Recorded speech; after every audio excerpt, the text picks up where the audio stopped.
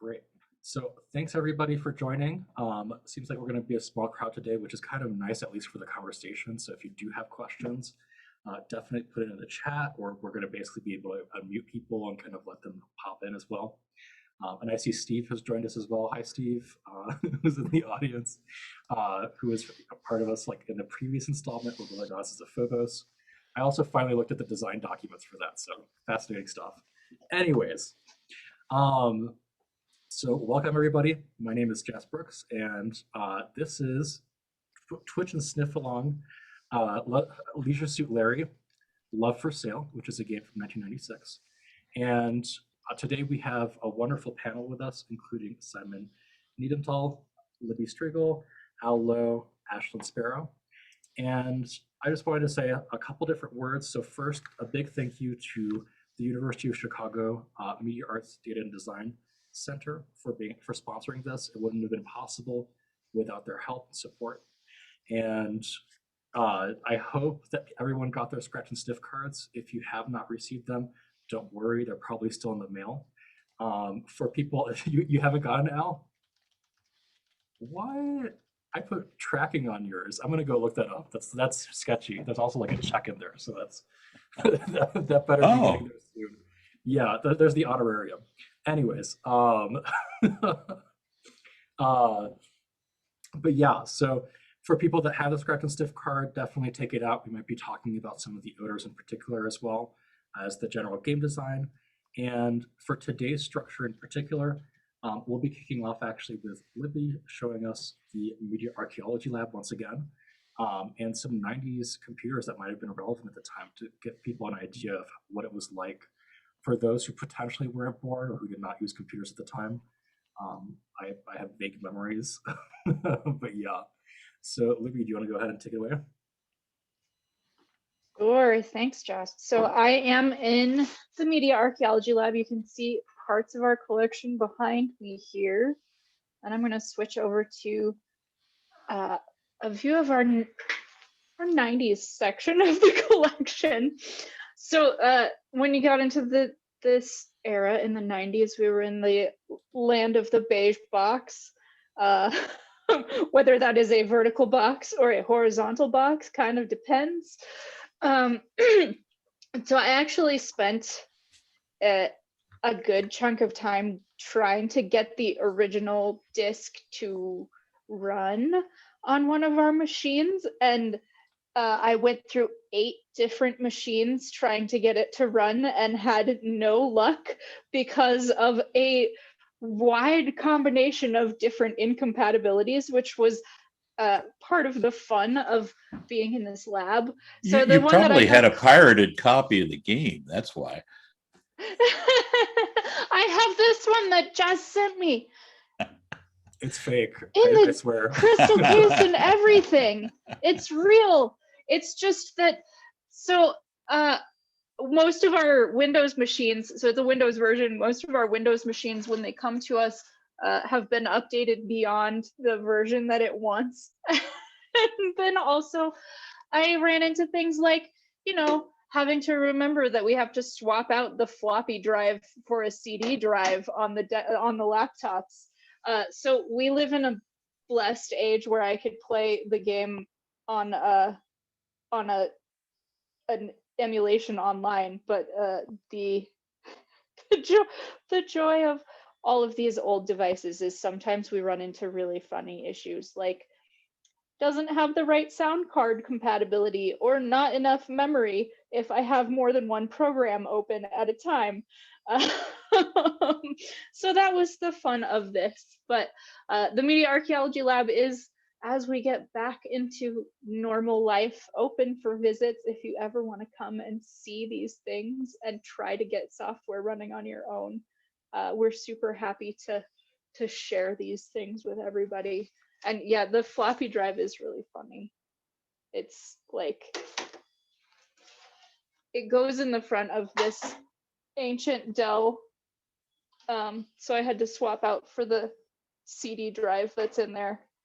So you couldn't run both a floppy program and a CD program on that machine at the same time. It was too complicated. that machine also weighs like 5 of my laptops now, which is, I'm glad it's not a thing that I have to carry around anymore. But portable, not a luggable. It was definitely portable. This one has its own backpack.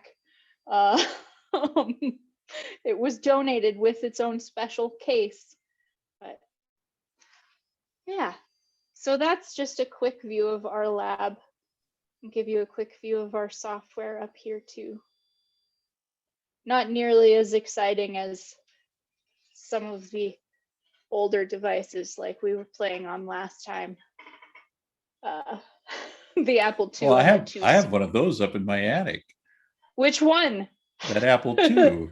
I have The an Apple 2E? II. No, Nice. no, that's too new.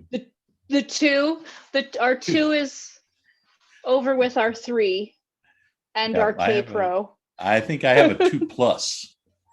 Oh, nice. We don't have our 2 Plus out, but we do have the full run of Apple II devices. One of them is actually at a volunteer's home because he released a new Apple II game this spring, which is super fun.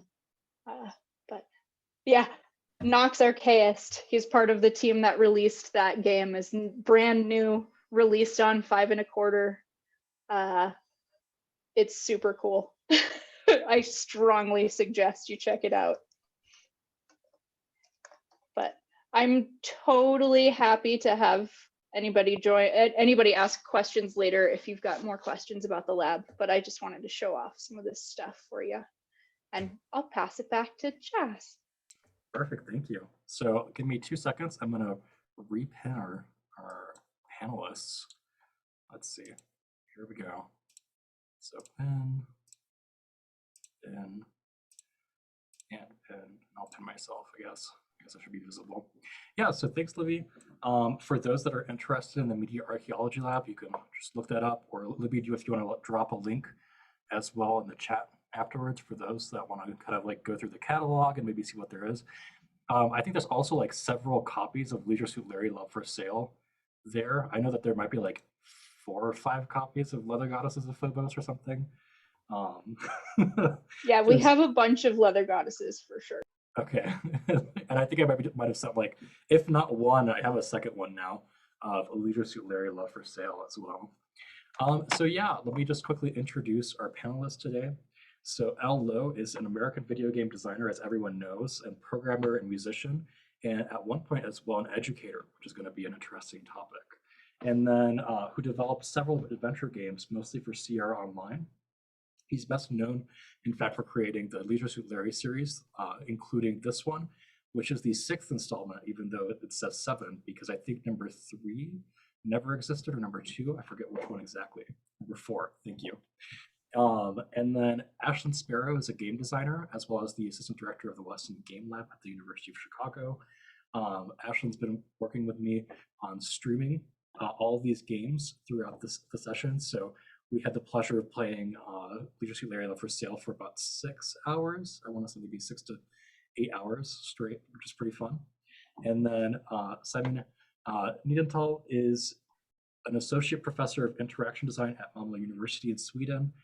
His research explores history and potentials of smell-enabled gaming and the playful uses of scent. And his scholarly writings are in the area of olfaction, including skin games, fragrant play, scented media, and the scent of digital games, and vile perfume, the future of the zombie and the smellscape of gaming.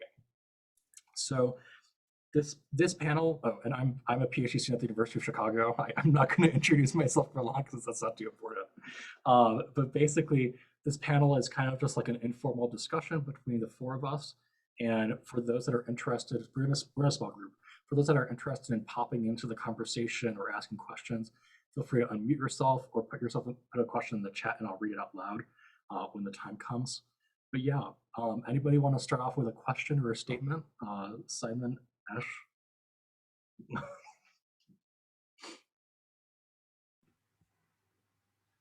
Go ahead. Sorry, I was trying to grab my card, but this is the wrong card for the wrong game. Hold on. I was like, well, what happened to it? Anyway, I mean, I want to just get started on like a very kind of simple question. As a person who I remember being a kid, never being allowed to play Leisure Suit Larry. So this was my first Leisure Suit game, which I had actually a lot of fun, a lot more fun than I thought I was going to have. Really great puzzles. And so I'm actually curious about like the overall idea and the vision of the game. Like where did the idea come from? Why carry on his story? And then also like starting to move into like, this is our first scratch and sniff game. What was the inspiration for that? I didn't have any money and I wanted some. I don't know. I mean, it was I'd like to say there was some divine inspiration other than Steve Maretsky, but seriously, it was a time when we were trying to come up with new ideas for games and do something that was not on the shelves already, which is a kind of different attitude these days because publishers hate to publish anything that's not already successfully selling. But back then, we were hoping for new types of games. And so at the time, there wasn't really many games or any about current day times and current places and so forth. And I always watched a lot of TV. I watched a lot of comedies. I loved comedians. I went to comedy clubs, yet there was no comedy in games other than Steve. And I just thought it was time. And it was something that I could do that would be different and that wasn't already on the shelf already. So the inspiration for it was, I thought it was time for a game that was funny. And the scratch and sniff idea was 10 years later when I was running out of things to make fun of. And I thought it would be a good idea to do something that I tell you, actually the idea came because my wife got a lot of magazines and they often had blow-in cards, those subscription thing. You guys don't remember magazines, but it used to, it's like a website on paper. And they would stuff mailing cards in there that you were supposed to, but often they were perfumed. It seems like she got a lot of magazines that had perfume samples, and so you would scratch and sniff. And I would. One of my pet peeves with magazines was not being able to flip through, just kind of like this. And when you had all those cards in there, it ruined it. You couldn't flip through a magazine. And so first thing I do when the magazines came to the house, tear out all the cards and therefore get a big whiff of scratch and sniff perfume. And so it came from that. It was number one, trying to do something that wasn't done, something different. And number two, getting rid of my wife's cards. So I think that's the answer.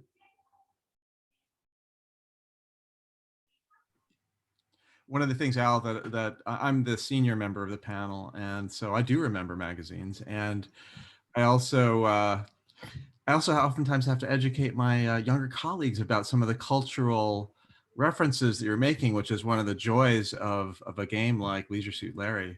Is there any reference to the Love Boat in this kind of cruise scenario? Oh, of course, sure. Yeah, Love Boat was a terrible TV show that was on for many years and very suitable for mockery. Very, very true. Yeah. Simon, could you fill people in on the Love Boat generally? Well, for me, for example.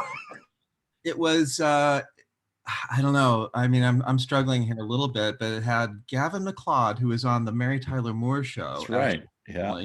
He was the captain. And I think it just had general like hijinks at sea and comedy and comic, I think romantic, kind of more of a romance by the Love Boat. I can't remember a lot more about it except just a couple of cast members, but it definitely had this kind of freewheeling love at sea vibe, I guess. Mm-hmm. It seemed like something I thought of immediately when I was playing through. My game itself came about because we had taken a cruise and I wanted to write it off on my taxes. So if you take a trip or something and it's for business purposes, well, then it's a tax deduction. And so that was, yeah. That's a great inspiration there for sure. And there's also the aspect of in an adventure game, Ken Williams in particular wanted to keep the development costs down. And to do that, I learned quickly that you needed to have a confined space. So if you expanded and there were many scenes and different animation and stuff, it cost a lot more money. If you could limit the number of scenes that were in a game, number of areas, well, then that was a more efficient to produce. So yeah, I started making games that were, well, like the one before that was in a resort, and You're it was a answering. small place, so you could, yeah, you didn't have a lot of backgrounds to draw. That makes a lot of sense. It seems like I think you're addressing some of the points that Steve Moretsky was trying to make here about wondering what other kind of vacations you were trying to write off with some of your other games. Well, the health spa seemed like a good idea. Didn't work for me, but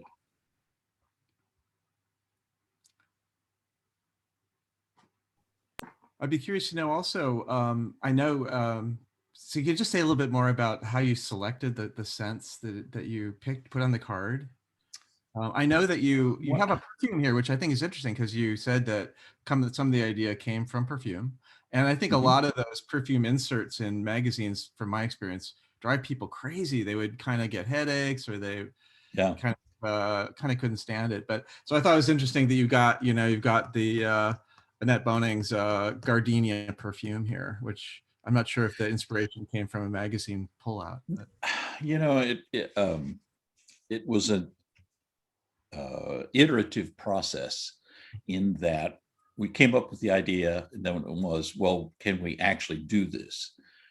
So Mark Siebert, who was my producer on the game, did some research and found a company that produced scratch and sniff smells. And so he called them up and he said, can you do this? And they said, yeah, sure. And what smells do you want? Well, what have you got? And they said, well, we'll send you a list. And they sent an actual Xerox list of paper. And I think it was, I don't know, 20 pages long. It was just thousands of smells. So he and I sat down one day and said, well, let's see what's that's funny. And then we tried to figure out how to use them in the game. So ocean air seemed like, sea breeze seemed like an obvious one if you're on a cruise ship. The gardenia smell seemed pretty strong, and I thought that would be good for perfume. Obviously, we had to have poop someplace. That just poop. Farts are funny. So we went with that. And it was then a matter of trying to figure out how to use it in the game. We also had to come up with a method to tell you when it was time to scratch that wouldn't get old. It wouldn't be, too repetitive. And so that's when we came up with the actual look. Where's the lower corner of the screen? Over here. It was down in this corner of the screen that showed the card and which smell you should scratch at that point and stuff. So all that was during the course of the game. The game was already designed and in development when we came up with this idea to add it. The biggest problem that we had was not the programming of it or getting the smells printed. It was getting Sierra to pay 25 cents extra for every box, because the cards they had to be produced, and so it cost a quarter extra. And we went through a lot of hell to get that extra quarter. Were you able to get, how was the response to this? I mean, were you able to go back to Sierra afterwards and say people loved it, it was worth a quarter? Well, I don't want to be a bummer here, but Sierra pretty much fell off the toilet seat at that point. My game shipped, Love for Sale shipped, and it was quite successful. It made lots of money for the company, but the management of the company changed drastically shortly thereafter.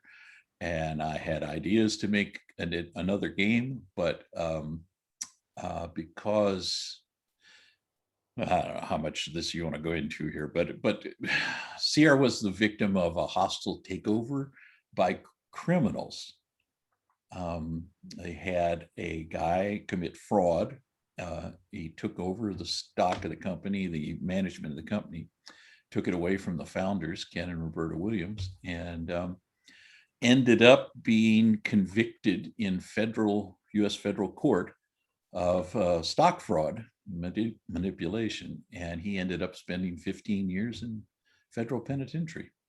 So it was not a pretty picture, and at the time, the whole thing just kind of went to hell. So I don't know that it made a difference in sales, but I think it made people laugh, and that was the whole point of the story. That was what we were trying to do, was make funny games.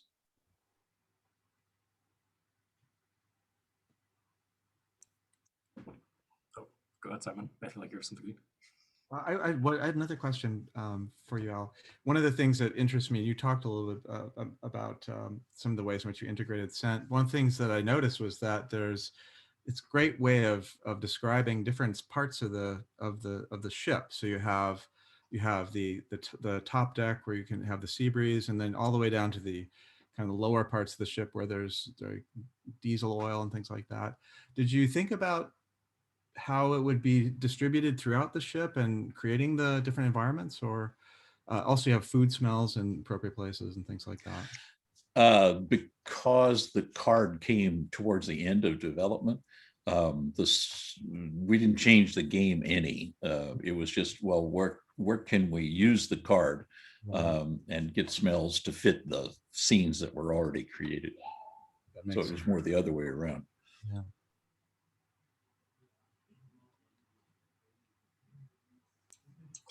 So there's an interesting paper in like the human computer interaction field that actually includes Leisure Suit Larry Love for Sale. And it's this paper that kind Really? of, yeah. So it's a paper that frames the idea of abusive game design. Like, but I'm kind of curious, like, when you were designing the game, were you thinking about kind of like, in some sense, I guess like part of it's like the gag of like the fart and things like that, but as like torturing the player to experience some of these things in like a comedic way, because like you treat like Larry himself pretty horribly. Yes. Yeah. But I guess like my question is like, do you see that as extending to the player as well? Like, are you thinking about torturing the player? I did not think about torturing the player, but one of the ways I developed ideas for games was to go through a list of, I kept a list of humiliating experiences, and I tried to work those into the game for Larry. So yeah, it was, I did whatever I could to the poor bastard. It seemed like that was funny. Now, in extension, because you're playing as that character, yes, I guess by extension, I was then offending you and abusing you, but I never thought of it that way. I didn't think about it like that. So I have a very small piece of trivia for everybody. Did you know that all the Sierra games, the character that you moved around on the screen, every one of them had in the code had the same name? We coded all the games with the variable ego. Isn't that funny? That so whether it was Sonny Bonds or a Roberta game of Alexander or somebody, every one of them was named Ego in the code. So whenever you didn't call him Larry, you never call, there were other things that were that, but the actual character that you moved around on screen, that little sprite, was always named Ego. Silly. It's fascinating. this Yeah. is kind of like an odd question. So like jumping on like the smell stuff again, and it's this, I'm kind of curious, like there's a sense of realism in how you're portraying odors, right? You have things like the kitchen has the fish smell kind of ambiently, but you also decided to make like some of these have artifacts that you can carry around and smell later on. Like the newspaper still smells of fish. And then I'm trying to think of what else. Like you can spray the deodorant randomly, I think, if I remember right, and like have the odor of musk. No, not musk. I forget what it was. Maybe it is musk. But I guess I like think it part of my, was Musk, yeah. yeah, Because I think Musk is a funny word. It's got the hard yes. K sound at the end. So I guess part of my question is like, did you think about that? Like when you incorporated smell, or was that like something the programmers had to take care of, or no, I mean, a programmer could have suggested that. I mean, we often our development process was very wide. Everybody, well, let's see. We had a common rule during development that we would have Friday afternoon meetings. Our team meetings were always at 4 p.m. on a Friday, which encouraged everybody not to sit around and bullshit. It was just you came in, you talked, you got it over with, and it kept the meetings efficient and fast. But the general rule was if you had something to say at the meeting and you got a laugh, that was the best. And if you had an idea for the game and it got a laugh, we would put it in. So like the dildo mini game that's in there was not my idea at all. I didn't come up with that.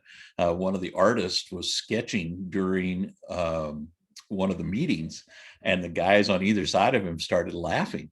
And he said, all right, what's going on? What's so funny?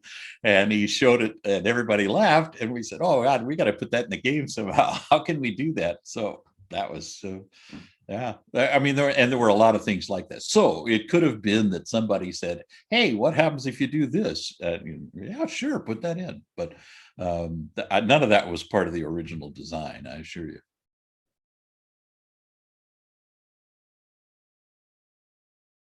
It was a happy time.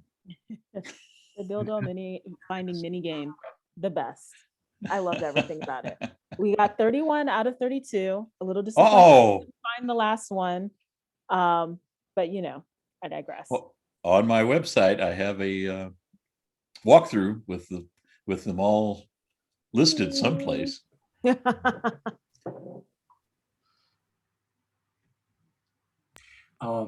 guess like I'll kind of jump on this one because of the bringing up the walkthrough, but there's something kind of interesting in discrepancies between the walkthrough and the game itself. And I'm just kind of curious if you had any memories about this.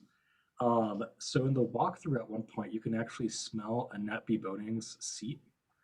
And apparently it's supposed to smell like fish, as I tried to make happen. And I was Really? like, yes. And it's not like mentioned everywhere, but then when Ash and I tried to do it, and then I tried again on different lewdness levels, I actually got called like basically a pervert by the game. Like Al Lowe has more morals than that, and I'm just like, wow, I've been lured by the game design document. So I'm kind of curious, like, do you remember anything about that? Like if it was removed, or I guess the other question is, does that lewdness level or like the filth level actually affect anything in the game? Nothing. No, Nothing. it's Okay. nothing. I think we had room for an extra slider or something, and we added it in, but it didn't do anything. No. Yeah. And then any memories about Annette B. Boning's chair changing by any chance? No, I have no idea. But I'm sure if somebody thought of that, they would have put it in. Yeah. Yeah. Okay. I was just curious. I feel very strange asking that question. Well, part of the game development was if you came up with an idea and you could include it if it was free. If it was just text, I had time to we could do text. And if it necessitated an additional animation, that costs money. And if it needed an additional scene, oh my God, yeah, that would we'd never do that. So yeah, I think as I recall, we Yeah, I don't think I'm pretty sure we cut out at least one interactive, one female from the game. I think we had one more planned at the beginning, but ended up running out of time and money. So I guess this is just a quick question on that line of thought is how easy would it have been to like add or remove an odor since it was just a queue in the corner? Well, you could add it easily by it was a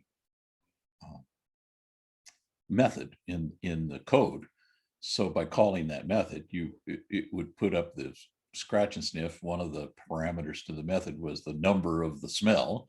So it was probably one line of code to add that to the game. So it was pretty simple. Yeah, but we had a good programming team for that game. That was the cleanest game I think Sierra ever shipped, because all three of the guys that worked on it just wrote safe code, and we had very, very few bugs in the when the game went to QA. And I wrote no code. That's why it was so clean. So there's a question in the chat here, Al, from Jesse.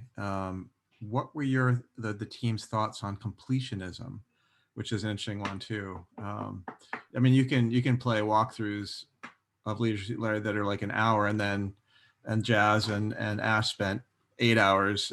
Jesse mentions that it seems like there's some things you could only unlock only if you do ridiculously painful tasks, like listen to Bill Clinton stand up for 30 minutes. What were your thoughts on completion? Like, how, I mean, are you writing are you designing for the player that wants this kind of completionist experience, or do you accept that they're a fairly small group of the people playing the game? Well, I hope to put something for everybody. My goal was to make it as broad as possible. So while the correct path through the game was very slight, I mean, took an hour or two, maybe, I don't know. I'm sure there are speed players now that do it in far less, but I never considered that to be the enjoyable way of playing the game. We put in thousands of lines and hundreds of jokes, silly things that we hope people would find. Part of the balance was how well you hit it, but also we didn't want to hide things. So, I mean, we didn't make it one pixel that somebody happened to stumble upon. That's too obscure. On the other hand, if you see everything in an hour, well, then that's not satisfying either. We were very conscious of entertainment cost per hour. You know, at the time you could rent a movie for $2 or $3, and that would take 2 hours. So that gives you a baseline of $1 or maybe $2 per hour.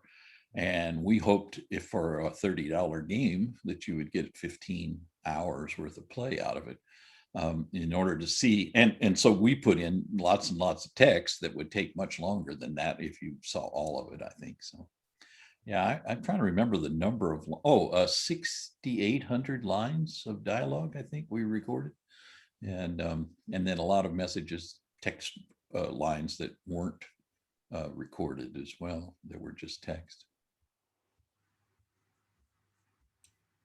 This is just an aside for people that are here that Al might also remember, is that there is a voice acting line where the voice actor breaks character, and you can hear Al laughing in the background. I think it's when you look at Peggy's breasts, if I remember. Yeah, right. That is correct. Yeah. So you did that, huh? Yes. I feel very judged right now. I read it, so I was like, oh, if you do this, like some interesting voice acting thing happens. And I was like, okay, let's try that. What did he say? He said something like he was He was the voice of the auto dealers of Pacoima or something. Yeah. What He was had that line? standards. Yeah. that- Hell, I can't say this. I have standards. I'm the voice of like the Tacoma auto dealerships. yeah, that was his ad lib. He ad libbed that. I just Mhm. yeah, that was fun. So one of the things I'm kind of curious about is back when you were developing this game, was the shift in like games or like what games were popular on your mind? So like first person shooters or things like that kind of going on the rise in the 90s, for example. Well, it was on my mind to the extent that they were affecting sales. Now, Larry 7 sold quite well. It did as well or better than any of the other games, but it was obvious that shooters were coming up, and RPGs, got new strength in the 90s too. I mean, there were some around the 80s, but they were pretty limited, Ultima and stuff. But my gosh, those things became huge, and they kind of usurped all the traditions that adventure games had developed. So the things, the inventory management and just conversations and all those things that adventure games were built on were kind of just absorbed into this other gaming genre and kind of left adventure games behind.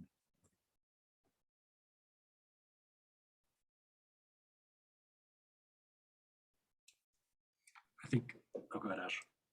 Oh, so I actually wanted to ask your opinion about comedy in games. There aren't too many games that are like well known for their comedy. In fact, it's not as though there's like some games have comedic moments, but it's not like pure comedy. And I'm curious about how you, especially in development, struck a balance between, making something funny and like really kind of pushing that genre forward. When I think of some like comedic games, I immediately think of games like Portal, which was definitely funny, and then some games that are just accidentally funny because the physics in the game broke or something happened and that happens to be funny. So like, what are your thoughts? Like, what was your philosophy on comedy when making Leisure Suit Larry? And also, what would you hope for the genre in the future? Accidental comedy is a lot easier. Real comedy, developed comedy in games was hard. Part of the reason it was hard is because you didn't know, comedy consists of some kind of setup to expect you to do something and a punchline that is unexpected. And because of adventure games being more of an open environment that you could move around, you never knew exactly if somebody had known this other fact before they got to this line or not. And so that it was limiting as far as what I could do. Gosh, I don't know. My theory, my method was to throw it in the kitchen sink. If I could come up with anything that was funny, we put it in. That was the whole idea. So I didn't know exactly what I was doing. I had never written comedy or done anything funny, so I wasn't sure how to do it. But it was just like, well, that could be funny. Oh, maybe this would be funny. Well, there's an idea. Maybe somebody will laugh at that. I wish I had a better explanation for it, but that's the truth. I remember when we got the ability to time things in the game. How can I use a timer? What could I do for a timer that would be funny? And we had a little black dog at the time that, and so we put a little black dog in the game. And if you stood still for I don't know, a certain number of seconds, the dog would walk in and pee on your leg. Just anything that seemed funny, we threw it in. Mhm. Great, thank you.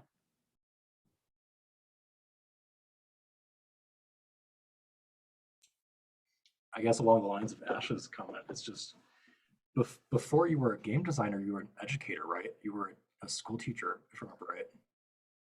I was a high school and middle school band director. Interesting. Do you feel like your experience as an educator played into your like how you kind of structured your games later, like Leisure Suit Larry? Like rhetorically No. or anything like that? No. Okay. I'm just curious. I mean, when I was a teacher, I still tried to get laughs. Mm. I mean, that was and I had a kind of a rule in my class that I was a pretty strict disciplinarian, but if you got a laugh, you could go ahead and speak out. so kids that made comments in class, if they were funny, I'd let them get away with it. If they weren't funny, then they would get in trouble. so yeah, I had kind of I had a standard, I guess, but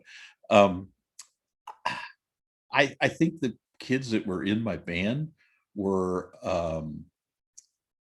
surprised that I was as risque as I was in the games, because I never did anything. I never broke once in 15 years of teaching.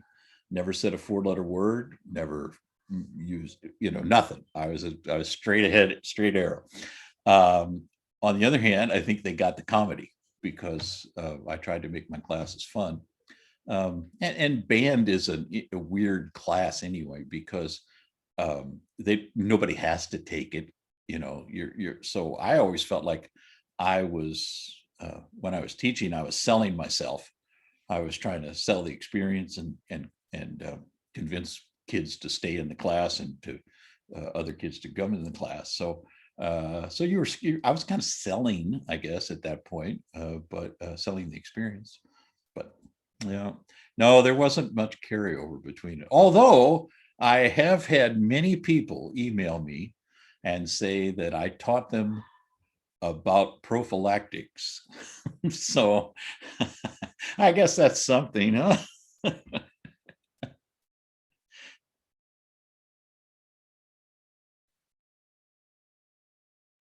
You mentioned that you found sometimes comic inspiration emerged at your staff meetings, and you also mentioned that you like stand-up comedy. Is there any other sources of comedic? Yeah, someone here asked, was Mad Magazine a personal influence? It was on me. Sure. I don't know about you. Oh, but yeah, of course. Yeah, no, I love Mad Magazine. I actually had a subscription for a while, which it was really funny to talk my parents into that. So yeah, but no, I love Mad Magazine. I also I read a lot of comedy books and that stuff. I was involved in that. I was also interested in musical theater because I was a musician. I played in a lot of pit orchestras and ended up being musical director for different theaters.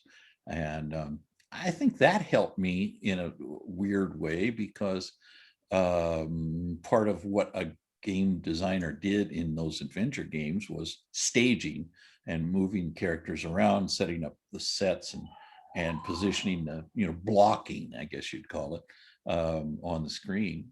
And you asked me about Jazz, you asked me about teaching. There was a correlation I just thought of because I taught marching band, which at that time consisted of moving people around in geometric patterns on the football field, which is not that different from moving pixels around on a screen. So I remember one of my first interests in computers was I tried to convince our school's data processing department to create a program that I could use to move marching band musicians around. And I thought, well, if I get a computer, that's the first thing I'm going to do is write a program to make marching band design easier. Oddly enough, a few years after I got my computer, somebody did that, and I guess they made some money at it, but it wasn't me. I didn't do it. Yeah, some fun comments in the chat. Lori saying Larry is sort of like Alfred E. Newman from, as if Alfred E. Newman was in Three's Company. And then Alfred E. Newman was the mascot of Mad Magazine. Yep. Yeah, in the sense that everybody made fun of Alfred E. Newman. Yeah, and part of, when I said I didn't know how to design a comedy game, I thought back to the old films that I had watched that were funny, and Buster Keaton and Charlie Chaplin and those characters were often the butt of the jokes. And I thought that if I made Larry the butt of the joke, that would be funny. And people always ask me if I'm Larry, if that's my character. And my answer, it took me a while to figure this out, but my answer is that I'm the narrator of the games. I'm the voice of God that puts Larry down and makes fun of him and does that stuff. So that's me. Larry's the poor butt of the joke.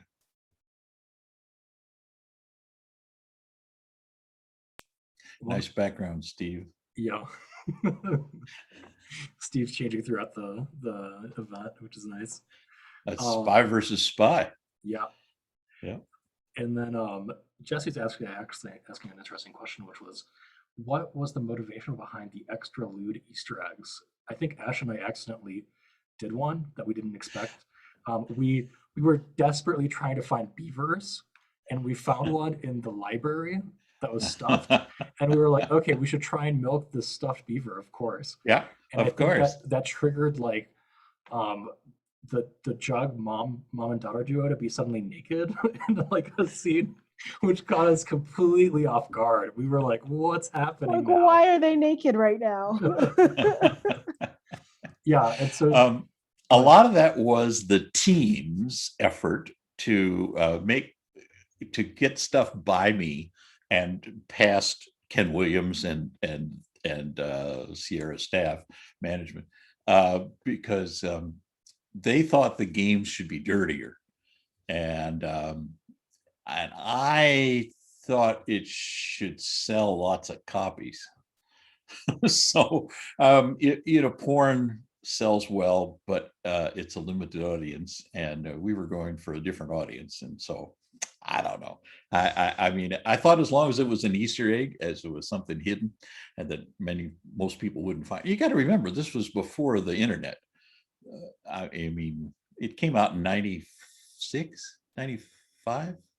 When 96, it came out in 96, and so there was internet then, but it wasn't like common knowledge. So yeah, I don't know. I saw my first online walkthrough until after that game was already in stores.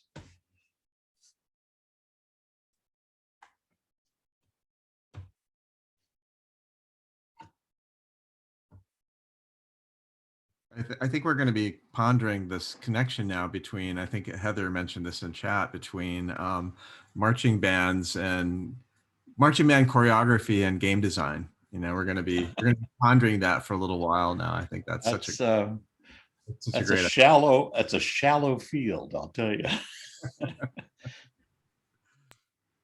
Although, it was interesting that I found over the years that a lot of programmers have a music background.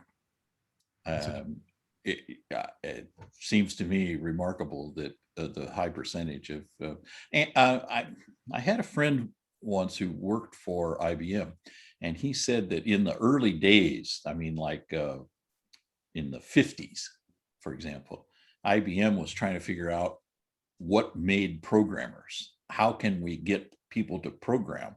And what kind of aptitude test can we give them? Because none of them have any experience. What could we give them? And they said the only field that they found any correlation in was skill in reading music. not necessarily in performing music, but in reading music. And they seem to think that it was because you took one set of kind of abstract symbols on a piece of paper and turned it into thoughts, which is a lot of what programming is about, taking abstract things. And yeah, so anyway, that was, I don't know if that's true or not, but that's what I was told, was that IBM's research was the only correlation was in good programmers was music. That will add to our ponderings about marching bands. It's great. There you go. Jesse wants to know about a little bit more of the cultural references too. He asked if there's any backlash or interesting reaction to the celebrities that were depicted in the game. Of course, there's never had any. Part of it is American law. US law is pretty open on public figures and parody. You get away with a lot, and I tried to. So since there's like a weird curiosity question, was there ever a time where like one of these celebrities ever mentioned their appearance in this game? Not to me. Okay. No. And I think Simon actually met one of them. Oh, I did. Oh, so the Al, the story here is that my younger colleagues did not know all of the cultural references, and they thought that Victorian Principles was a kind of generic character, and they did not know based on an actual woman whom I actually did spend a weekend with in the privacy of her own home as a photographer. However, it's a very low lewdness level there. Shoot. So I had to tell them that she's really was an actress that it was based upon. But as what, we were curious about some of the other thinly veiled references to these 80s and 90s actresses for the most part, I guess, and musical groups. But I wish you'd gotten some more response from them, or one way or another. Well, computer games weren't as widespread as they are today. There were I was thrilled to learn that the cast of Night Court was killing time between scenes playing Larry. That was fun to learn. But at the time, and Robin Williams was a big video game player. But I think a lot of Hollywood was not into video games like they are today.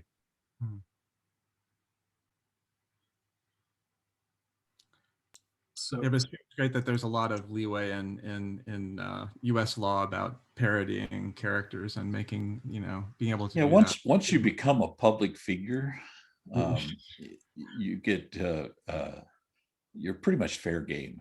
Yeah, you're in the public domain. Yeah. So I guess kind of like for the audience, what were some considerations in the design of the Scratch and Sniff card? Like, why does it look like that? Well, it had to be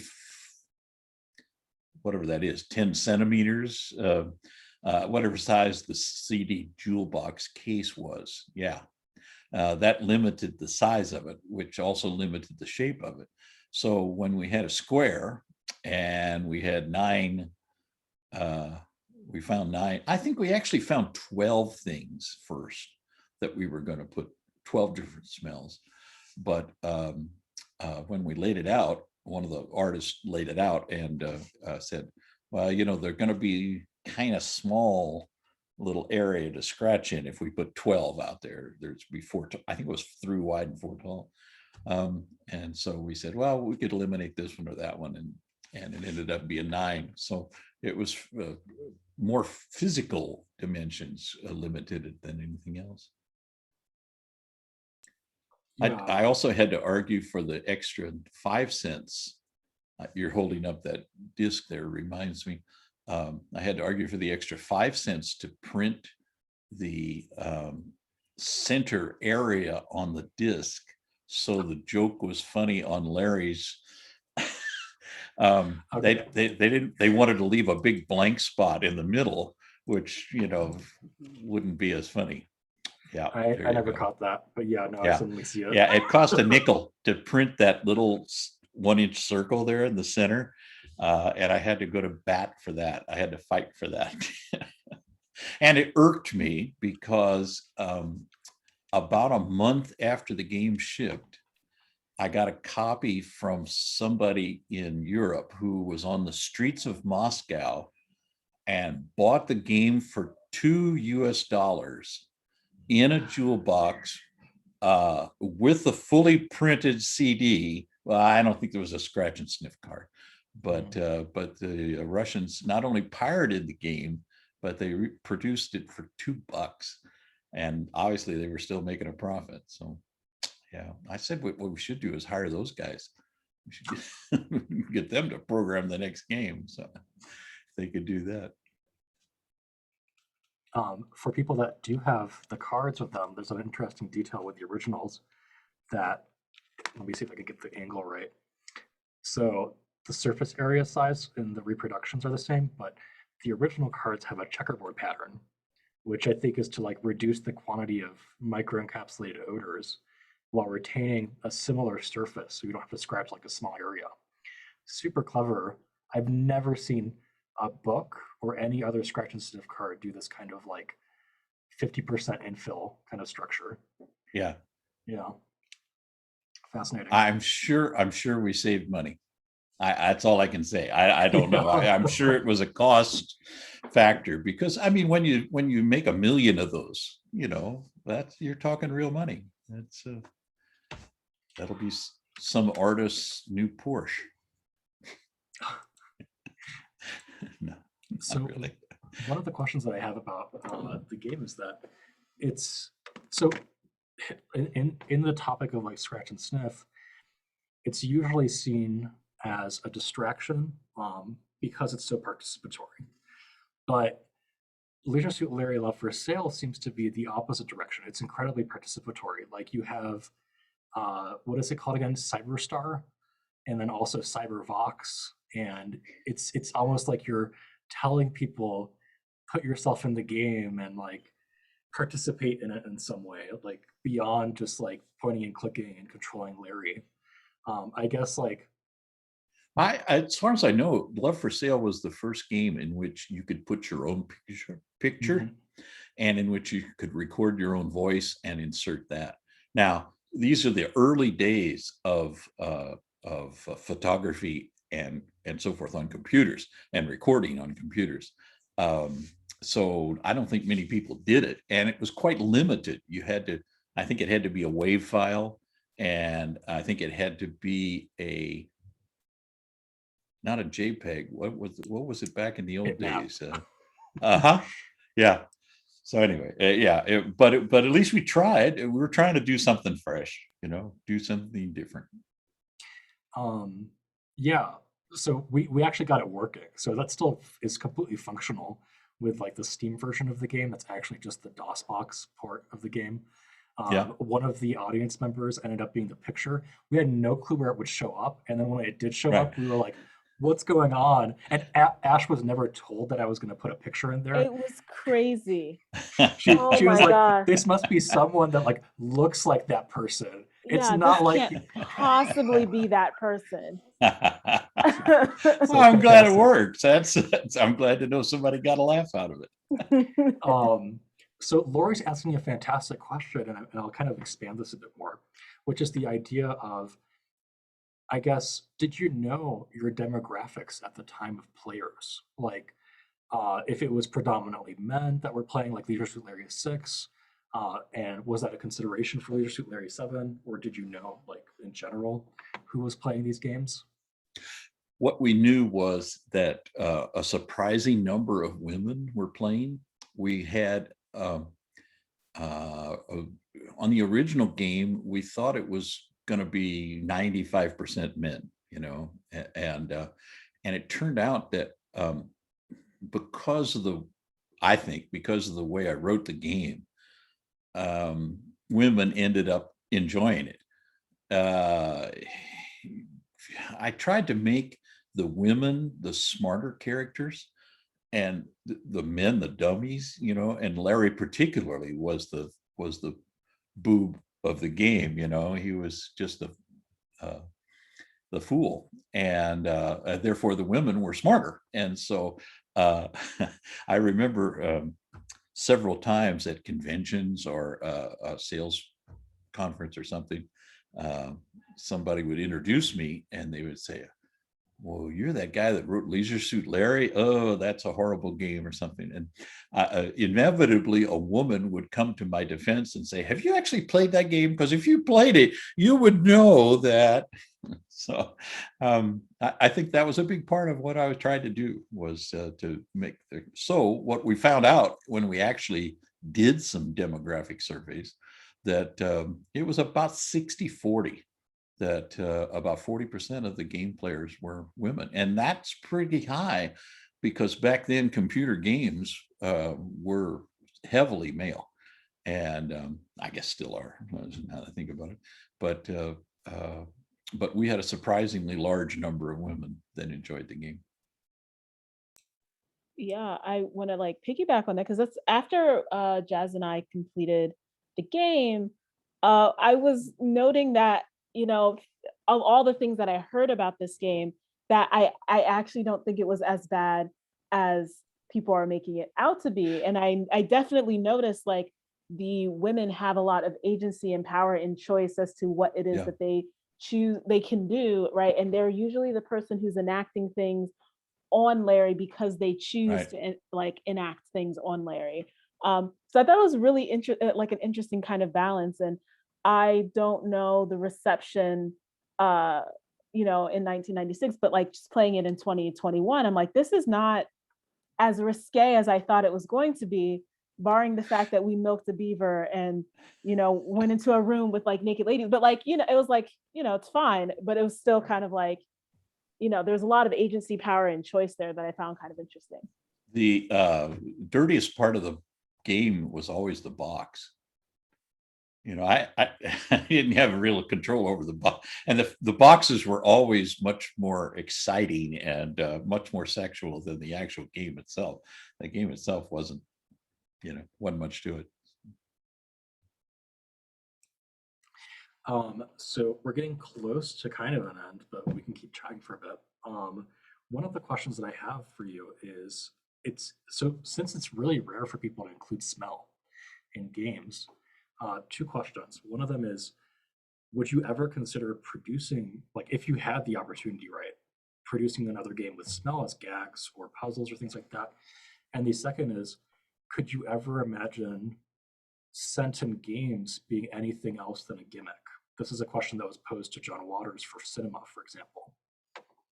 I can, to me, it seems like a gimmick. And that's the way I used it. And I was happy with the results that way. As far as really part of a game or a movie, yeah, I don't think it's going to happen. There was a movie that came out that had smell. I can't, smell-o-vision or something. Does that make sense? Yeah. But it was they had perfumes made, I guess, and air blowers that blew the smell out into the theater.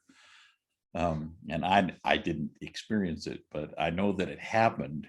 And you can see by the quite limited response that other producers didn't find it worthwhile, and therefore it didn't, you know, didn't catch on. So yeah, it's like 3D glasses, you know, 3D glasses, you can do it once, but it's a gimmick, you know, it's just not.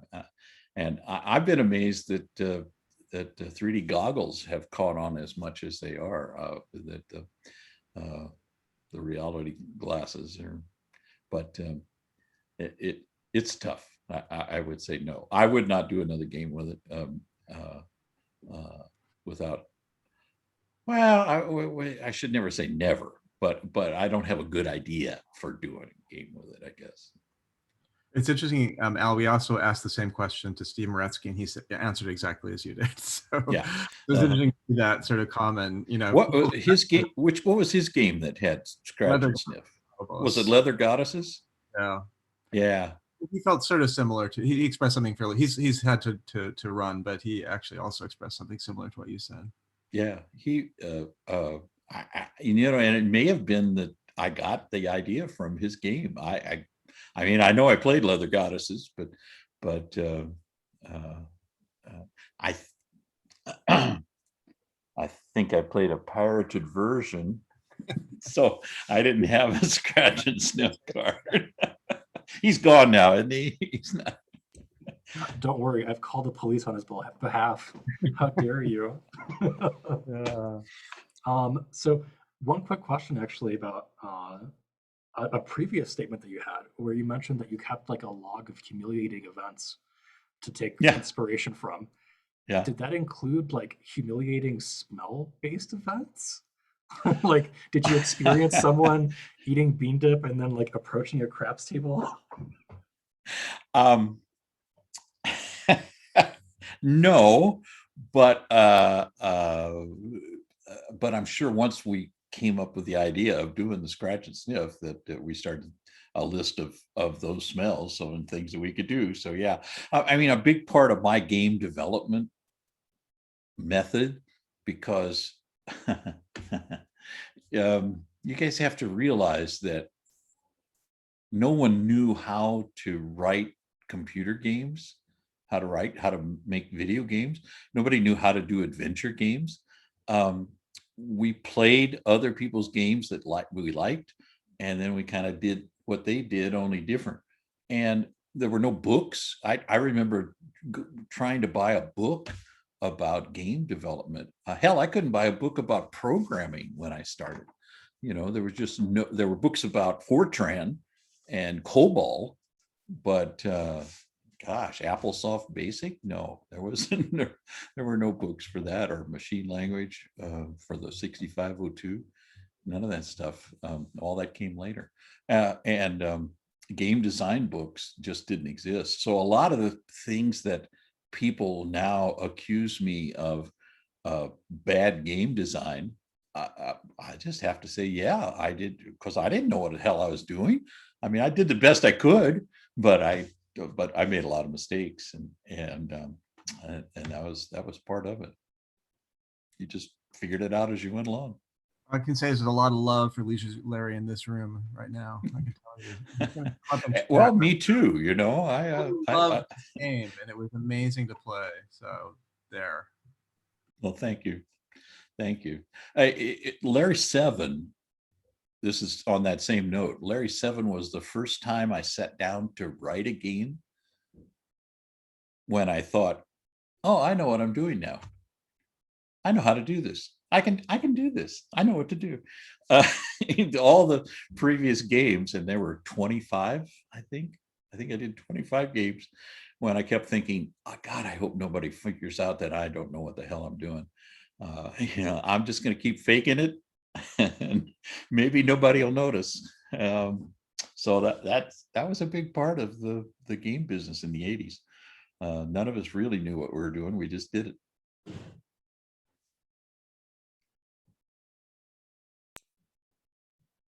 Okay, well, I think we have time for maybe like one or two more questions, and then we'll wrap up, because I don't want to keep Al here for like eternity, even though that would be fun. Well, remember, I'm an old man. I can only go so long between bathroom breaks. Oh, true. Well, Zoom will extend your life. Every minute on Zoom extends a life by a year or something like that. Or it makes it feel that way. It feels that way. So Lori's asking, so was there never one after Love for Sale where he went to space? Yeah, because at the end there's that preview, right, for Leisure Suit Larry Explores Uranus, which I think had like two different titles, because it gets hinted at in another part in the game. Yeah, what was the other title? Lust in Lust in Space. Yes, yeah, very good. Yeah. Did you have like ideas already or prototypes for things at the time, like small assets, or did it all get kind of scrapped because of the hostile takeover? No,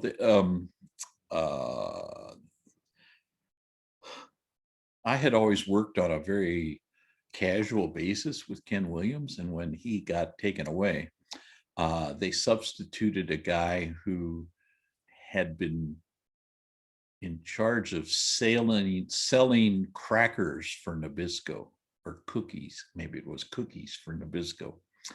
Not really an expert in game development, as you might imagine. And he thought that first-person shooters were all that the company should produce, and that adventure games, which we had pioneered, were over with and done. And because of his attitude that way, that became a self-fulfilling prophecy. He took the games that were in development at the time and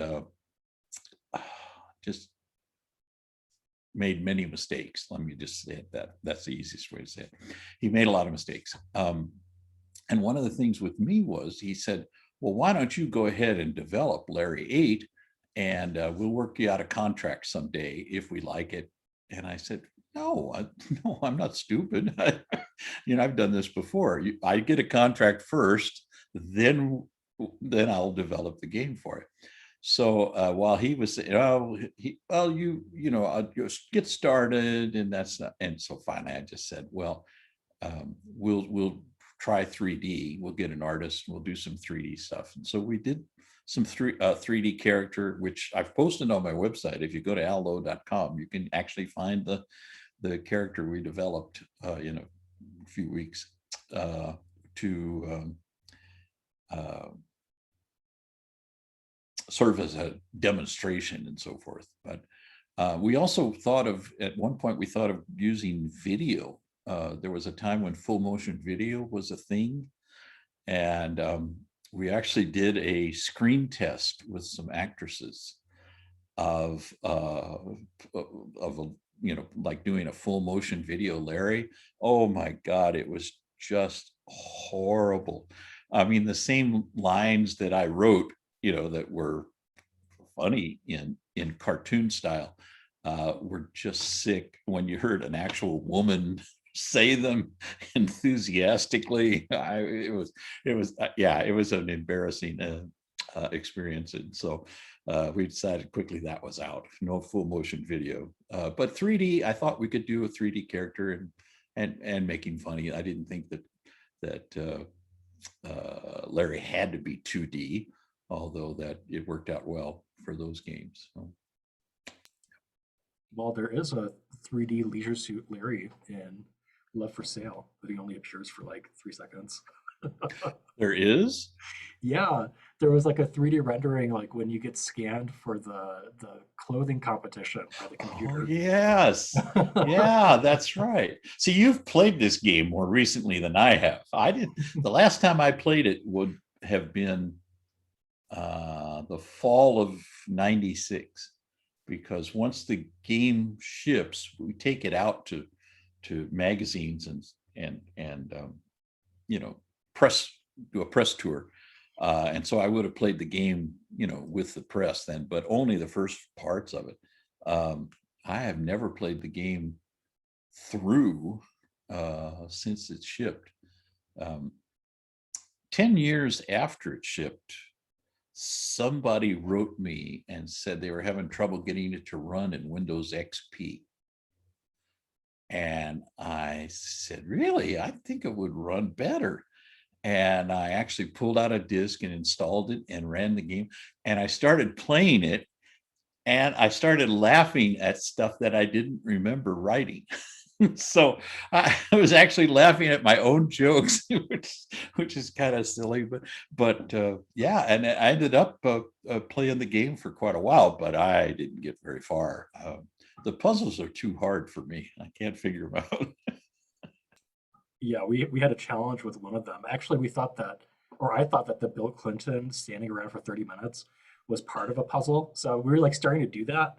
And then someone in the audience, I think it was Jesse, was like, oh, I just looked at a guide. You don't have to do that. And I'm like, oh, okay, let's keep going then.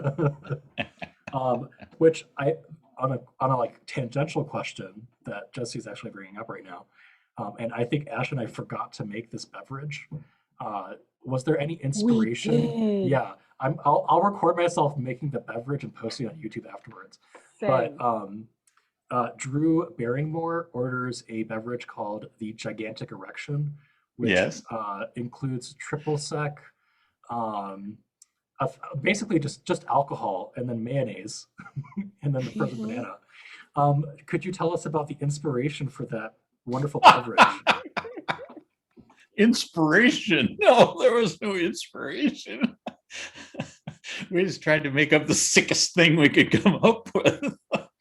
Ash and I were gonna try and Yeah. make this two different Oh, versions. I don't think you should. I totally will, but I'm scared. Oh my God. Same.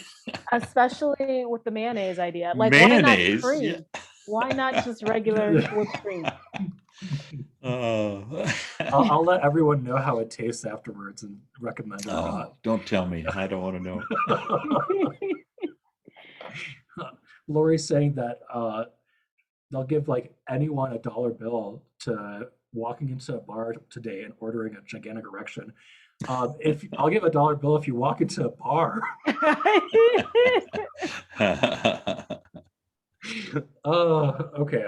Well, any last questions? If not, I think we'll start concluding. What is silence? On that note, I don't think we can conclude on a better note than what you just. Yeah. Yeah, that seems pretty good.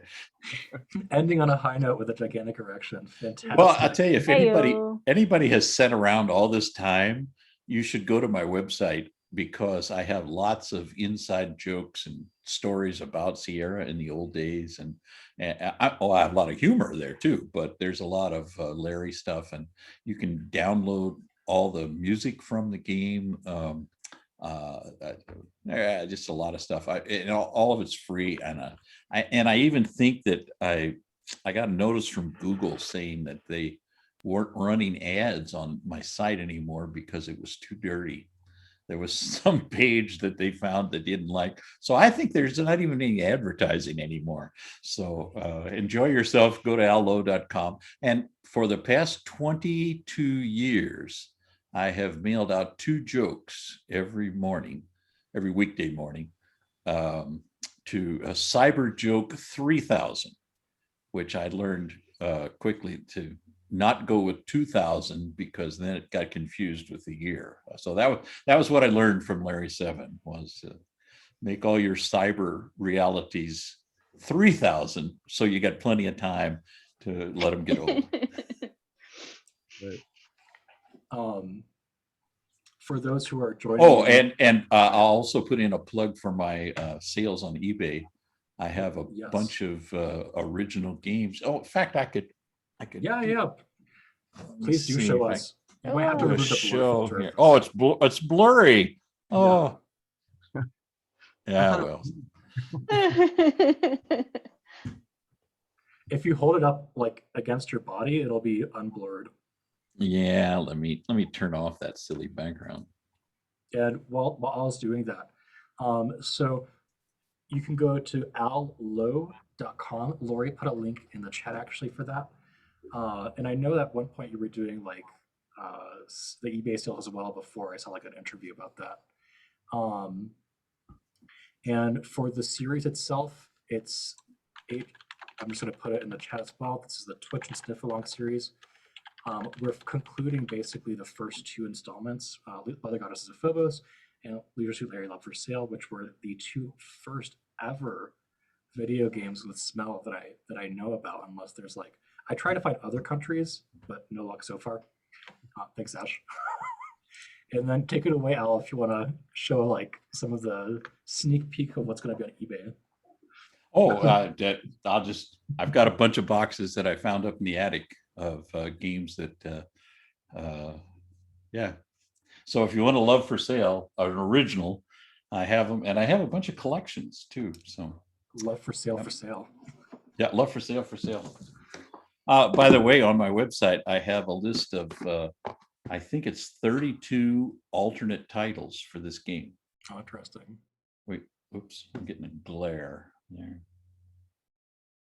Man, this is hard to do. Actually, a quick question. In your attic, did you ever find like design documents. We just recently came across like the Infocom cabinet stuff where it's a bunch of like. Well, if you handwritten go to my notes. website, I posted all my design documents Yeah, online. that one we saw. Yeah. Okay. Yeah, so I Yeah. have that. And I had a few animation pencil drawings of the animation cells. But I think I've sold those already. I think those are gone. But yeah, check my eBay channel. I think I'm Al_Lowe on eBay.